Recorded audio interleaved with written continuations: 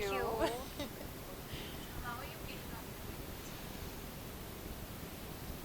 आप नाम वाम नहीं लोगे ना कुछ? हाँ I'm still in that moment. I've not come out of that yet because suddenly आपको कोई हिंदी हिंदी वाला मैं बोल कुंडा let's begin. voice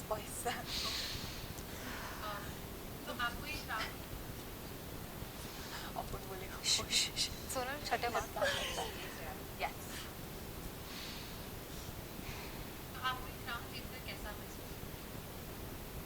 मैं अभी तक उस मोमेंट से बाहर ही नहीं आई हूँ जहाँ पे मेरा नाम अनाउंस हुआ था और मुझे क्राउन ऑलमोस्ट मेरे करीब था. मैं देख पा रही that is coming on my head. ये छोड़िए. It's okay. Bro, be a little bit of English is fine. हाँ हिंदी इंग्लिश चलेगा. ऐसे शुद्ध हिंदी तो किसी को नहीं आती.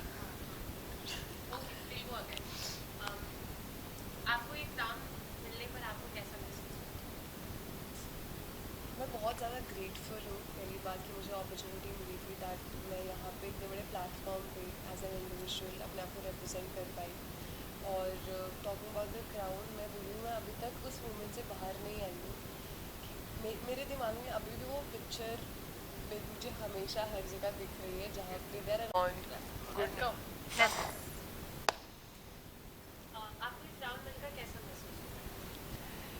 मुझे लगता है कि मैं आई थिंक उस एक्सपीरियंस से अभी तक बाहर ही नहीं आई हूँ. I think I will take some time because वो पिक्चर वो आवाज़ मेरे दिमाग में अभी तक है. वो गूंज रही है that the winner of लीवा miss देवा यूनिवर्स 2023 इज श्वेता शारदा.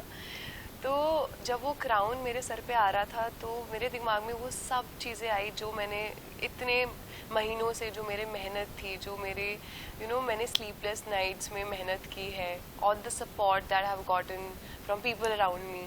तो मेरे दिमाग में बस वो एक ग्रेटफुलनेस था कि finally I have gotten my hard work pays off. So वो एक फीलिंग थी. एंड ऑल्सो अभी तक मैं अपने आप को एज एन इंडिविजुअल रिप्रेजेंट कर रही थी उस स्टेज पे Shweta Sharda. But now I will be wearing the sash of India. So I will be representing India on the international stage. तो मैं बहुत एक्साइटेड हूँ. नर्वस नहीं हूँ, एक्साइटेड हूँ because I will learn from the journey as I have learn from Sonal and Trisha.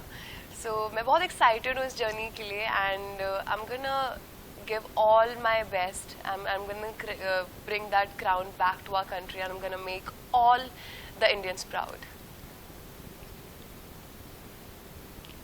What inspires you? आपको क्या inspire करता है?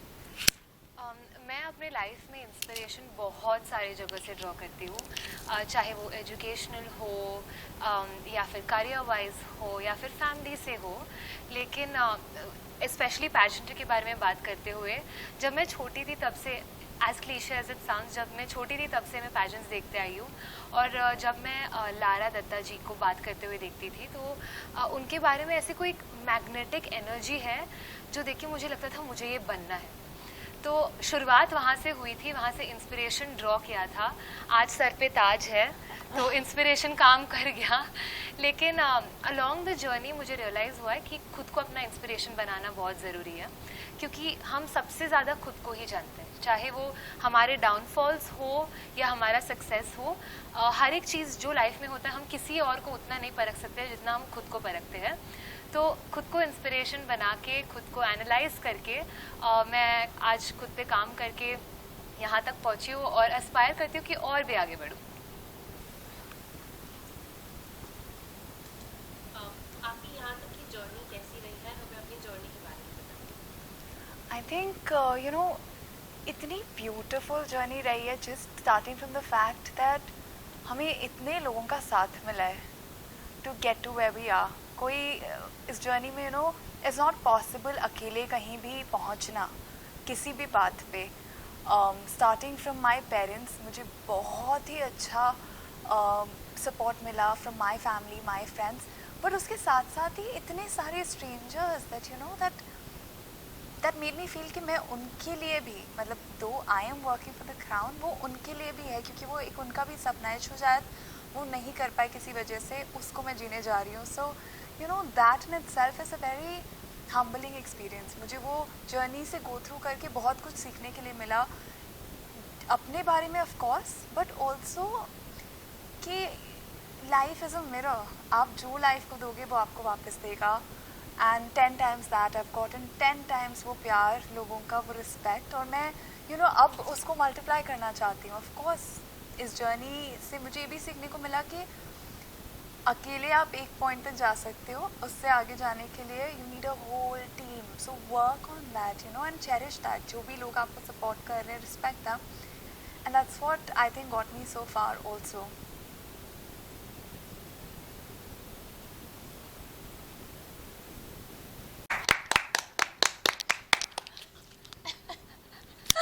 The days come to an end. No, not yet.